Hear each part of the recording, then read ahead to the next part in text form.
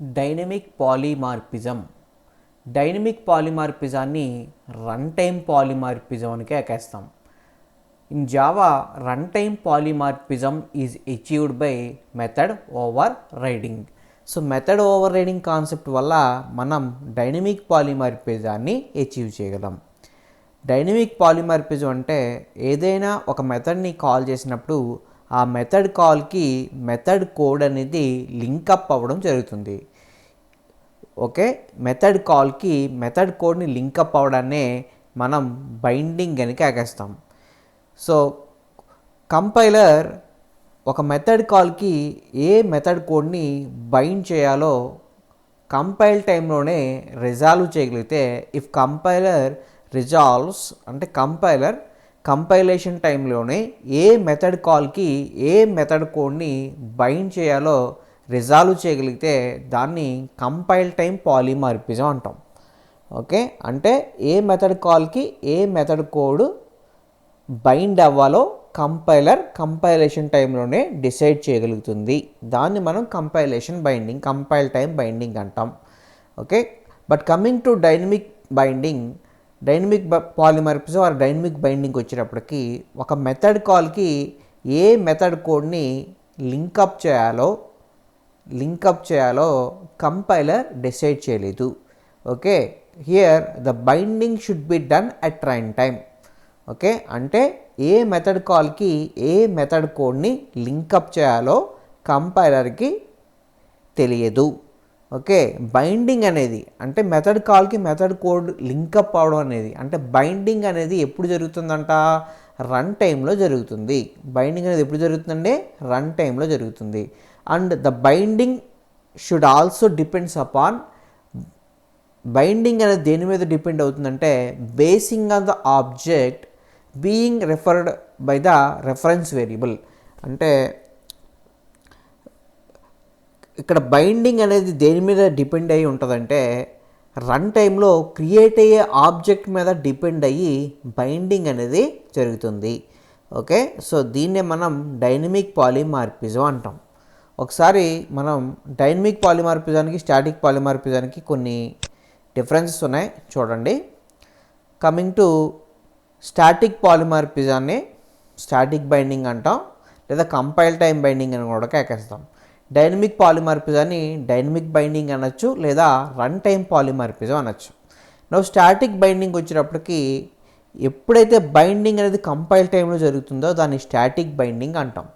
Okay, the binding should be done at run time. Coming to dynamic binding వచ్చేటప్పటికి binding అనేది ఎప్పుడు జరుగుతుందంట? Run టైంలో జరుగుద్ది. అందువల్ల దీన్ని మనం రన్ టైం బైండింగ్ అని కేకేస్తాం. Okay, coming to static binding వచ్చినప్పటికీ actual object is not used for binding చేయడానికి ఆబ్జెక్ట్ అనేది ఉపయోగపడదు. ఓకే, డైనమిక్ బైండింగ్ వచ్చేటప్పటికి కంపల్సరీగా రన్ టైంలో మీరు క్రియేట్ చేసే ఆబ్జెక్ట్ మీద బేస్ అయ్యి బైండింగ్ అనేది జరుగుతుంది. కాబట్టి actual object is used for binding.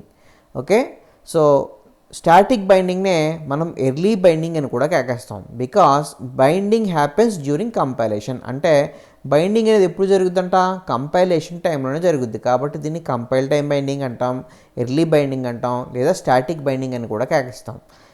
Coming to dynamic బైండింగ్లో బైండింగ్ అనేది లేట్గా జరుగుతుందండి. ఎప్పుడు జరుగుతుందంటే రన్ టైంలో జరుగుతుంది. కాబట్టి దీన్ని రన్ టైం బైండింగ్ అంటాం. ఓకే, నెక్స్ట్ మెథడ్ ఓవర్లోడింగ్ అనే కాన్సెప్ట్ ద్వారా మనం స్టాటిక్ బైండింగ్ని కంపైల్ టైం బైండింగ్ని అచీవ్ చేయగలం. బట్ రన్ టైం పాలిమార్ఫిజం లేదా డైనమిక్ బైండింగ్ని అచీవ్ చేయడానికి మనం ఏ కాన్సెప్ట్ వాడాలండి? మెథడ్ ఓవర్ రైడింగ్ కాన్సెప్ట్ వాడాలి. Next private, static and final methods show static binding because they can't be overridden. Private methods, static methods మరియు final methods వాటి వల్ల మనకి ఏ బైండింగ్ వస్తుందంటే స్టాటిక్ బైండింగ్ మాత్రమే అచీవ్ చేయగలం. Other than private methods, static methods, finals methods కాకుండా remaining methods ఉపయోగించి మనం డైనమిక్ బైండింగ్ని అచీవ్ చేయగలం. ఓకే, సింప్లీ డైనమిక్ బైండింగ్నే మనం ఏమనికేస్తామండి? రన్ టైం పాలిమార్ఫిజం అంటాం. ఒక మెథడ్ కాల్కి మెథడ్ కోడ్ అనేది లింకప్ అవ్వడం కంపైలేషన్ టైంలోనే జరిగితే దాన్ని కంపైల్ టైం బైండింగ్ అని కానీ, లేదా స్టాటిక్ బైండింగ్ అని కానీ లేదా ఎర్లీ బైండింగ్ అని కనుక ఎగేస్తాం. ఒకవేళ బైండింగ్ కనుక రన్ టైంలో జరిగినట్లయితే and it is also based on the object created at run time. అంటే బైండింగ్ అనేది రన్ టైంలో జరుగుతూ ఆ బైండింగ్ అనేది దేని మీద డిపెండ్ అవుతుందంట, రన్ టైంలో మీరు క్రియేట్ చేసే ఆబ్జెక్ట్ మీద డిపెండ్ అవుతుంది. ఈ విధంగా ఉన్నట్లయితే ఆ బైండింగ్ని మనం రన్ టైం బైండింగ్ అని కానీ లేదా రన్ టైం పాలిమార్ఫిజం అని కానీ లేదా డైనమిక్ బైండింగ్ అని కానీ కేకేస్తామండి. Okay, example on dynamic polymorphism. So dynamic పాలిమార్ఫిజాన్ని మనం మెథడ్ ఓవర్ రైడింగ్ కాన్సెప్ట్ ద్వారా అచీవ్ చేయగలం. సో డైనమిక్ పాలిమార్ఫిజం అంటే బైండింగ్ అనేది రన్ టైంలో జరుగుతుంది. Method execution is also depends upon run time object. Run టైంలో క్రియేట్ అయిన ఆబ్జెక్ట్ మీద బేస్ అయ్యి మీకు ఎగ్జిక్యూషన్ అనేది జరుగుతుంది. బైండింగ్ ఎప్పుడు జరుగుతుందండి, రన్ టైంలో జరుగుతుంది. సో డైనమిక్ పాలిమార్ఫిజాన్ని మనం ఏ కాన్సెప్ట్ ద్వారా అచీవ్ చేయగలం, మెథడ్ ఓవర్ రైడింగ్ కాన్సెప్ట్ ద్వారా అచీవ్ చేయగలం. ఓకే, నవ్వు మనం ఇప్పుడు డైనమిక్ పాలిమార్ఫిజం మీద ఒక ఎగ్జాంపుల్ రాద్దాం. జస్ట్ నేను ఒక క్లాస్ డిక్లేర్ చేశానండి. క్లాస్ పేరు ఏం పెట్టానంటే bank. Now I will write a method. ఒక మెథడ్ రాస్తాను చూడండి, public. So accessibility modifier public ఇచ్చానండి. రిటర్న్ టైప్ వచ్చి డబుల్. ఓకే, మెథడ్ నేమ్ వచ్చి గెట్ ఇంట్రెస్ట్ రేట్ అని ఇచ్చాను. Get interest rate. Okay, so ఈ గెట్ ఇంట్రెస్ట్ రేట్ అనే మెథడ్ ఏం చేస్తుందంటే ఇంట్రెస్ట్ రేట్ని రిటర్న్ చేస్తుందండి. జస్ట్ ఏమి ఇచ్చాను చూడండి ఒకసారి, రిటర్న్ 0.0 అని ఇచ్చానండి. ఓకే, జస్ట్ ఒక క్లాస్ రాశాను, క్లాస్ పేరు బ్యాంక్. ఈ బ్యాంక్ క్లాస్లో ఒక మెథడ్ డిఫైన్ చేశానండి. మెథడ్ పేరేంటి, get interest rate. Okay, accessibility modifier వచ్చి పబ్లిక్. రిటర్న్ టైప్ వచ్చి డబుల్. ఓకే, నౌ ఈ మెథడ్ ఇంట్రెస్ట్ రేట్ని రిటర్న్ చేస్తుందండి. నౌ ఇప్పుడు చూడండి, I will right one more class. Let us say class HDFC bank. So నాకు ఒక క్లాస్ ఉందండి. క్లాస్ పేరు ఏం పెట్టానంటే HDFC బ్యాంక్ అని రాశాను. HDFC bank. Now extends bank. ఇది బ్యాంక్ క్లాస్ని ఎక్స్టెండ్ చేసుకుంది. నో ఇప్పుడు నేను ఈ HDFC బ్యాంక్ క్లాస్లో నేను ఏం చేస్తున్నానంటే గెట్ ఇంట్రెస్ట్ రేట్ అనే మెథడ్ని ఓవర్ రైట్ చేద్దాం అనుకుంటున్నాను. సో గెట్ ఇంట్రెస్ట్ రేట్ అనే మెథడ్ని ఓవర్ రైట్ చేయాలి కాబట్టి first accessibility modifier, same accessibility modifier రాయండి పబ్లిక్. ఓకే, రిటర్న్ టైప్ కూడా సేమ్ రాయండి డబల్. మెథడ్ పేరు వచ్చి get interest rate. So interest rate అని చెప్పి మెథడ్ పేరు రాయండి. ఓకే, సో ఈ HDFC బ్యాంకు ఎంత ఇంట్రెస్ట్ రిటర్న్ చేస్తుందంటే ఇంట్రెస్ట్ రేట్ ఎంతంటే రిటర్న్ 7. చూడండి ఒకసారి, రిటర్న్ 7.7. ఓకే, HDFC బ్యాంక్ యొక్క ఇంట్రెస్ట్ ఎంత అండి, 7.7. నెక్స్ట్ అలాగే I have one more class పేరు వచ్చి SBI. ఓకే, SBI క్లాస్ కూడా బ్యాంక్ క్లాస్ని ఎక్స్టెండ్ చేసుకుంటుందండి. నా ఇప్పుడు ఈ బ్యాంక్ క్లాస్లో కూడా నేను ఏం చేస్తున్నానంటే SBI క్లాస్లో కూడా same method get interest rate అనే మెథడ్ని ఓవర్ రైట్ చేస్తున్నాను. సో ఓవర్ రైట్ చేయాలి కాబట్టి same accessibility modifier, same return type. Okay, same method name. Okay, so accessibility modifier, return type, method name, parameters ఏమంటే అన్నీ కూడా ఒకే విధంగా పెట్టాలండి. బోత్ సూపర్ క్లాస్లో సబ్ క్లాస్లో. సూపర్ క్లాస్లో ఉండే మెథడ్ని ఓవర్ రైడింగ్ అని, సబ్ క్లాస్లో తిరిగి రాసిందని ఓవర్ రైడింగ్ మెథడ్ అని కేకేస్తాం. ఆల్రెడీ మనం చెప్పుకుంది. So public double get interest rate. So SBI ఎంత ఇంట్రెస్ట్ని రిటర్న్ చేస్తుందంటే రిటర్న్ 8.5. సో 8.5 ఇంట్రెస్ట్ ఇస్తుందండి SBI bank. No class, one more class ICICI. So ICICI bank అండి, extends bank. So ICICI bank కూడా బ్యాంక్ క్లాస్ని ఎక్స్టెండ్ చేసుకుంది. సో ఈ ICICI బ్యాంక్లో కూడా నేను ఇప్పుడు ఈ గెట్ ఇంట్రెస్ట్ అనే మెథడ్ని ఏం చేస్తున్నానంటే ఓవర్ రైట్ చేస్తున్నానండి. ఓకే, సో ఓవర్ రైట్ చేస్తున్నాను కాబట్టి ఈ ICICI బ్యాంకు ఎంత ఇంట్రెస్ట్ని రిటర్న్ చేస్తుందంటే జస్ట్ ICICI బ్యాంక్ వచ్చి 9.0. ఓకే, సో బ్యాంక్ క్లాస్ అనేది సూపర్ క్లాస్ అండి. హెచ్డిఎఫ్సి బ్యాంకు, ఎస్బీఐ, ఐసిఐసిఐ మూడు కూడా సబ్ క్లాసెస్. నువ్వు చూడనప్పుడు నేను ఒక క్లాస్ రాస్తున్నాను. క్లాస్ పేరు ఏం పెట్టానంటే జస్ట్ టెస్ట్ 1 అని పెట్టానండి. ఈ టెస్ట్ 1 క్లాస్లో ఇప్పుడు నేను మెయిన్ మెథడ్ని డిఫైన్ చేస్తున్నాను. Public static void main string args. So already తెలిసింది మీకు. ఇప్పుడు చూడండి, నేను ఇప్పుడు హెచ్డిఎఫ్సి బ్యాంక్లో ఉండే గెట్ ఇంట్రెస్ట్ రేట్ని, సో ఎస్బీఐలో ఉండేదాన్ని, ఐసిఐసిఐలో ఉండేదాన్ని, ప్రతిదాన్ని కూడా నేను తెలుసుకోవాలండి. సో ఎంత ఇంట్రెస్ట్ రేట్ అనేది నేను తెలుసుకోవాలి. ఎలాగో ఒకసారి అబ్జర్వ్ చేయండి. ఓకే, ఫస్ట్ నేను సూపర్ క్లాస్కి రెఫరెన్స్ క్రియేట్ చేస్తానండి. సూపర్ క్లాస్కి రెఫరెన్స్. సో సూపర్ క్లాస్కి రెఫరెన్స్, సూపర్ క్లాస్ ఎవరంటే బ్యాంక్, కాబట్టి బ్యాంక్ క్లాస్కి రెఫరెన్స్ క్రియేట్ చేస్తాను. Bank B. Now it is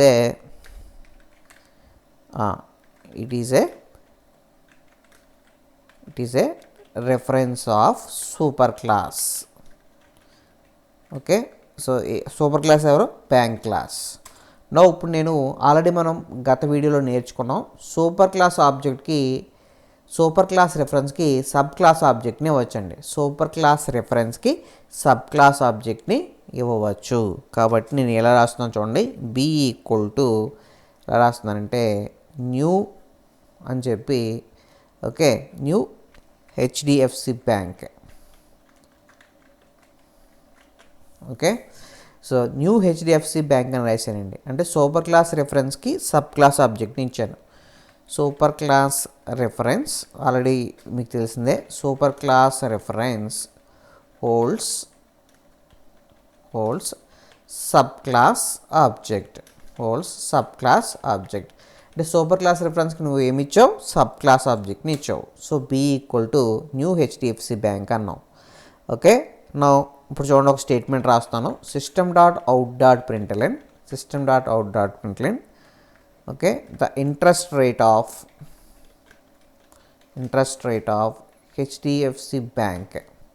so HDFC bank యొక్క ఇంట్రెస్ట్ రేట్ నాకు తెలియాలి. సో తెలియాలి కాబట్టి నేను మెథడ్ని కాల్ చేస్తున్నానండి. సో మెథడ్ని ఎలా కాల్ చేయాలండి? రెఫరెన్స్ ఎవరు ఇక్కడ? B dot. Okay, so method పేరు ఏంటండి?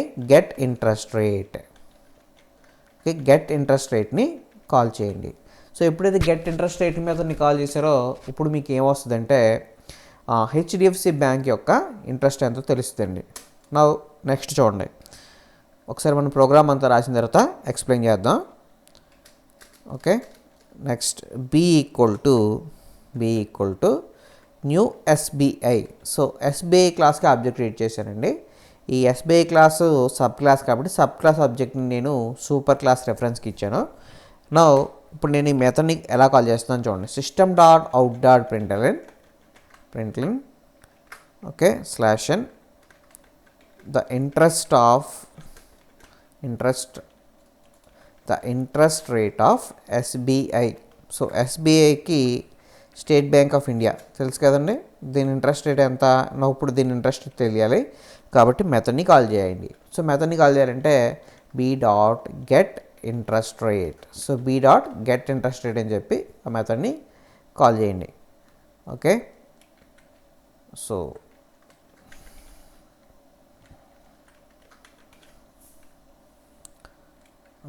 So B dot get interest rate అని చెప్పి మనం ఇప్పుడు ఏం చేసామంటే ఇంట్రెస్ట్ రేట్ మెథడ్ని కాల్ చేసాం. Now I will write two more statement.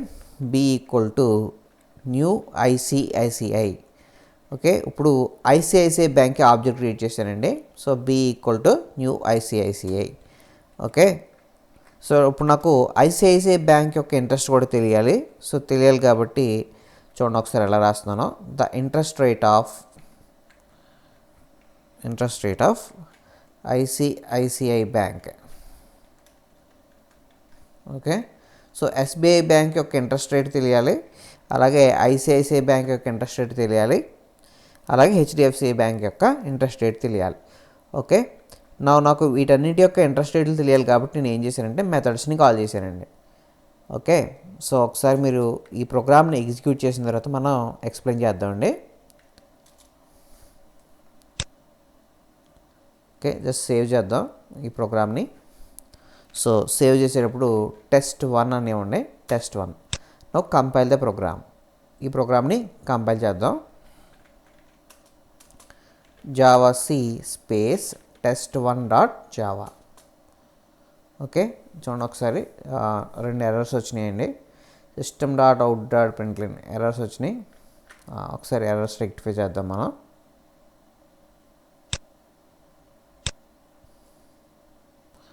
Just ఇక్కడ బ్రాకెట్ మిస్ అయిందండి. సో పారెన్సిస్ మిస్ అయింది, ఆ పారెన్సిస్ పెట్టండి. So just save the program.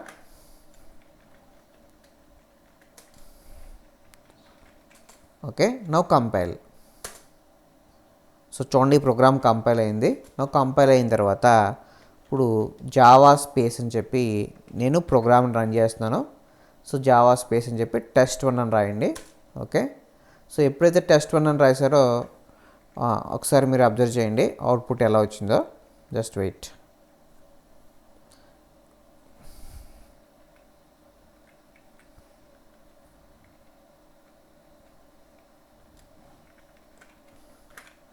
Okay, చూడండి ఒకసారి అవుట్పుట్ చూడండి. రీకంపైల్ చేద్దాం. సో అవుట్పుట్ చూడండి. The interest rate of HDFC bank అని చెప్పి 7.7. Okay, the interest rate of SBI అని చెప్పి ఎంత వచ్చిందండి 8.5. The interest rate of ICICI bank వచ్చి 9.0. ఓకే, సో ఈ ప్రోగ్రామ్ ఒకసారి ఎలా ఎగ్జిక్యూట్ అవుతుందో మనం ఎక్స్ప్లెయిన్ చేద్దాం. సో అవుట్పుట్ ఒకసారి గమనించండి. సో అవుట్పుట్లో కూడా మీకు ఏ మెథడ్స్ కాల్ అయ్యాయంటే ఓన్లీ ఓవర్ రిడెన్ మెథడ్స్ మాత్రమే కాల్ అయ్యాయి. ఓకే, ఇక్కడ ఓవర్ రిడెన్ మెథడ్స్ కాల్ అయ్యేటప్పుడు బైండింగ్ అనేది రన్ టైంలో జరుగుతుందండి. అలాగే దేని మీద బేస్ అవుతుందంటే ఆబ్జెక్ట్ మీద బేస్ అవుతుంది. రన్ టైంలో క్రియేట్ అయ్యే ఆబ్జెక్ట్ మీద బేస్ అవుతుంది కాబట్టి మనం బైండింగ్ అనేది రన్ టైంలో జరుగుతుంది. And it is also depends upon the object created at run time. అందువల్ల దీన్ని మనం రన్ టైమ్ పాలిమార్ఫిజం అంటాం. ఒకసారి మనం ఈ ప్రోగ్రామ్ని ఎలా ఎగ్జిక్యూట్ అవుతుందో చూద్దాం.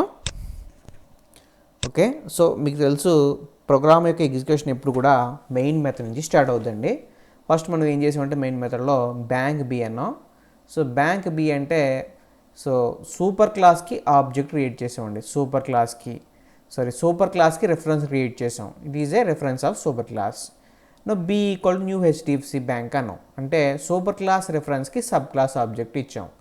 ఓకే, నవ్వు చూడండి. First system.out.println the interest rate of HDFC bank అని చెప్పి b.get ఇంట్రెస్ట్ రేట్ అన్నాను. ఓకే, ఫస్ట్ జావా కంపైలరు ఈ గెట్ ఇంట్రెస్ట్ రేట్ అనే మెథడ్ని ఎక్కడ వెతుకుతుందంటే ఓకే కరెంట్గా మనం ఈ బి అనేది ఏ క్లాస్కి రిఫరెన్స్ అండి, బ్యాంక్ క్లాస్కి రిఫరెన్స్. కాబట్టి ఫస్ట్ కంపైలర్ మీకు ఎక్కడ వెతుకుతుందండి, బ్యాంక్ క్లాస్లో వెతుకుతుంది. సో జావా కంపైలర్ ఈ ప్రోగ్రామ్ని కంపైల్ చేసేటప్పుడు b.get ఇంట్రెస్ట్ రేట్ అన్నప్పుడు here b is the reference of bank class. So b అనేది బ్యాంక్ క్లాస్కి సంబంధించిన రెఫరెన్స్ కాబట్టి ఫస్ట్ ఎక్కడ సెర్చ్ చేస్తుందంటే బ్యాంక్ క్లాస్లో సెర్చ్ చేస్తుందండి. ఓకే, ఒకవేళ బ్యాంక్ క్లాస్లో కనుక దొరకకపోతే బ్యాంక్ క్లాస్కి సూపర్ క్లాస్ ఉంటే సూపర్ క్లాస్కి వెళ్తుంది. ఒకవేళ ఈ విధంగా ఎక్కడ వరకు వెళ్తుంది అంటే java.lang.object వరకు వెళ్తుంది. ఒకవేళ మెథడ్ ఎక్కడ కూడా ఫైండ్ అవుట్ అవ్వకపోతే కంపైలేషన్ ఎర్రర్ ఇస్తుందండి. ఓకే, నువ్వు చూడండి. అలాగే జావా కంపైల్ చేసేటప్పుడు b equal to new SBI అన్నాను. ఇప్పుడు ఇదే బీకి నేను ఎస్బీఐ క్లాస్ యొక్క ఆబ్జెక్ట్ని ఇచ్చాను.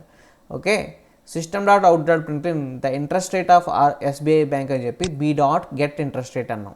సో వన్స్ అగైన్ మళ్ళీ జావా కంపైలర్ ఎక్కడ సెర్చ్ చేస్తుందంటే ఈ గెట్ ఇంట్రెస్ట్ రేట్ అనే మెథడ్ని బ్యాంక్ క్లాస్లో మాత్రమే సెర్చ్ చేస్తుంది. Okay, next b equal new ICICI అన్నాను.